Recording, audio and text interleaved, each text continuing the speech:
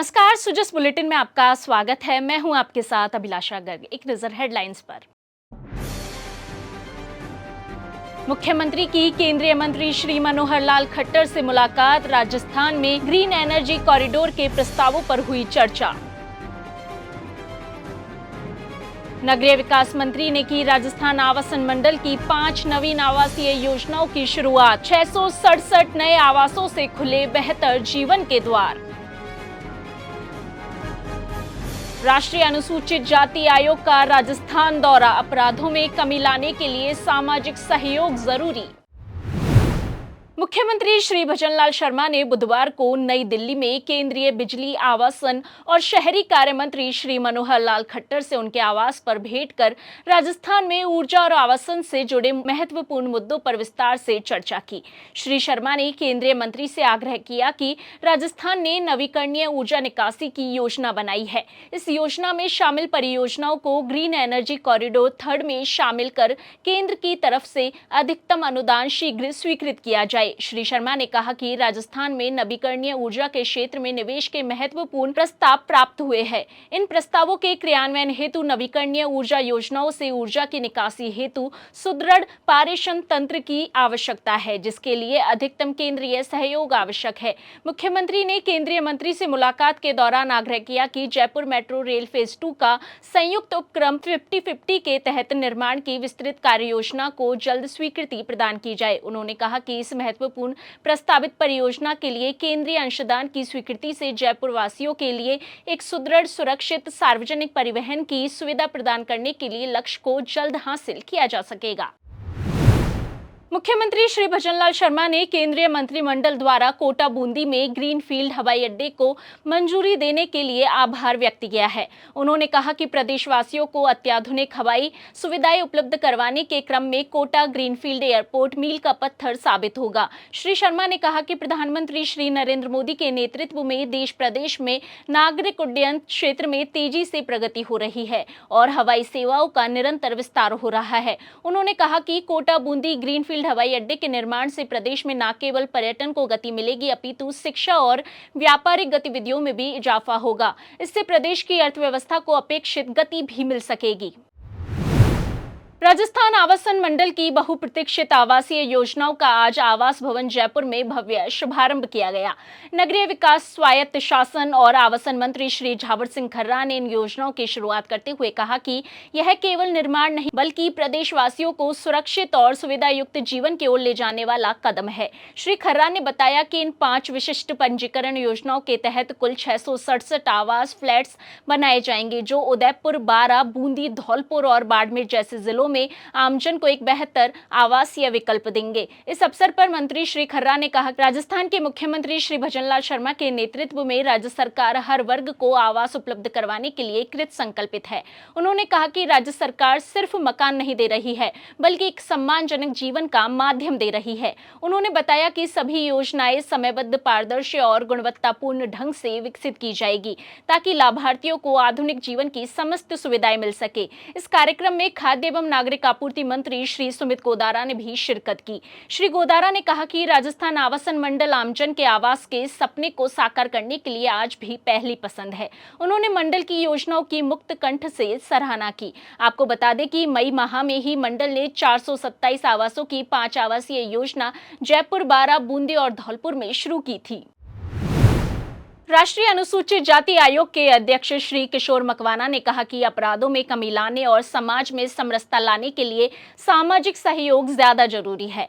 उन्होंने कहा कि सकारात्मक कार्य करने वाली संस्थाओं, साधु संतों और सामाजिक रूप से प्रभावशाली लोगों के सहयोग से बढ़ते अपराधों में कमी लाई जा सकती है। श्री मकवाना ने बुधवार को शासन सचिवालय के कॉन्फ्रेंस हॉल में आयोजित राज्य स्तरीय समीक्षा बैठक के दूसरे दिन यह बात कही। इस दौरान सदस्यगण श्री बड्डेपल्ली रामचंद्र और श्री लपकुश कुमार साथ रहे।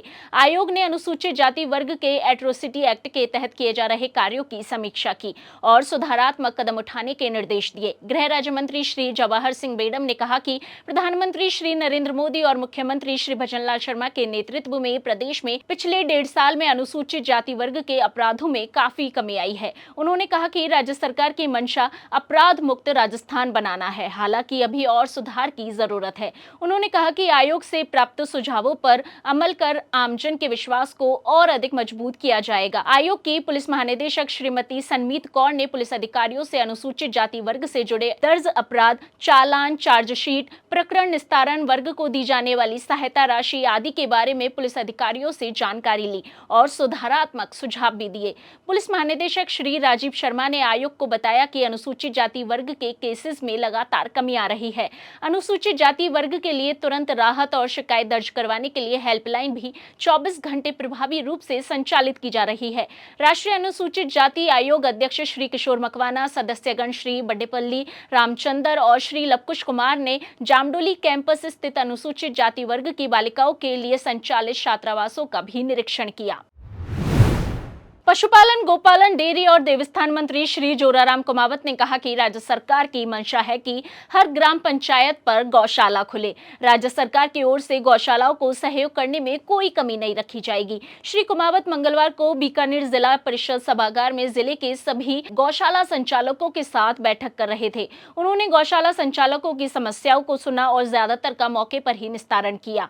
श्री कुमावत ने कहा कि राज्य सरकार पीपीपी मोड़ गोग अभ्यारण्य बनाना चाहती है। कोई संस्था या भामाशाह इसमें आगे आना चाहे तो उनका स्वागत है। उन्होंने पशुपालकों से आह्वान किया कि वे लंपी रोग को लेकर गायों में वैक्सीनेशन करवाएं ताकि ये रोग पशुओं में फिर से ना आए। पशुपालन विभाग के अधिकारियों ने बताया कि जिले की सभी गौशालाओं में लंपी को लेकर वैक्सीनेशन कर दिया गया है।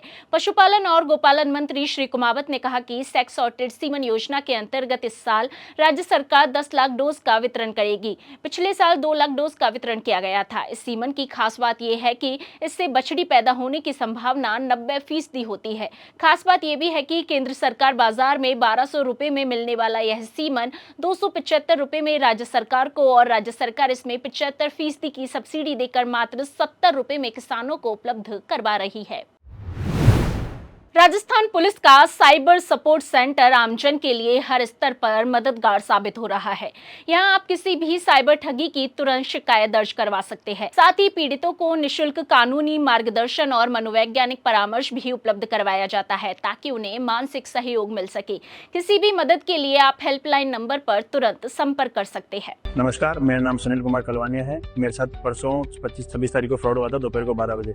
सबसे पहले मेरे पास एक कॉल आती है कि हम पीएनबी बैंक से बात कर रहे हैं आपका क्रेडिट कार्ड वेरिफिकेशन के लिए। उन्होंने मेरी पूरी डिटेल बताई कि सर आपका नाम ये है और आपका एड्रेस ये है, आपका मोबाइल नंबर ये है। उन्होंने इतनी देर में मेरे पास एक व्हाट्सएप पे नोटिस चैट आती है। जैसे मैंने चैट को खोला, वो कॉल चल रहा था उसी बीच के अंदर। उस टाइम मेरा फोन पूरा ब्लैंक हो गया उस चैट को खोलने के बाद। ना मेरे फोन मेरे कंट्रोल में था और वो कॉल भी उस टाइम चल रही थी कॉल।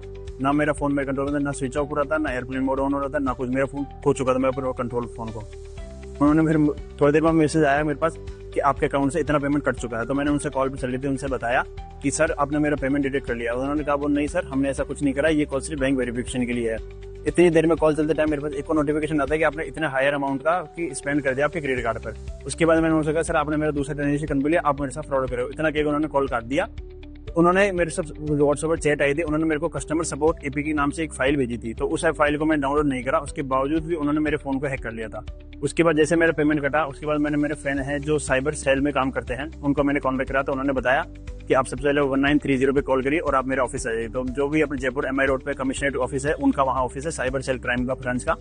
यहाँ पर आया, उन्होंने मुझे बताया कि कैसे फोन को उन्होंने एक्सेस करके कैसे कर लिया। उसके बाद उन्होंने फोन में मेरे एक ऐप डाउनलोड करवाया एम कवच के नाम से, जो प्ले स्टोर पर उपलब्ध है।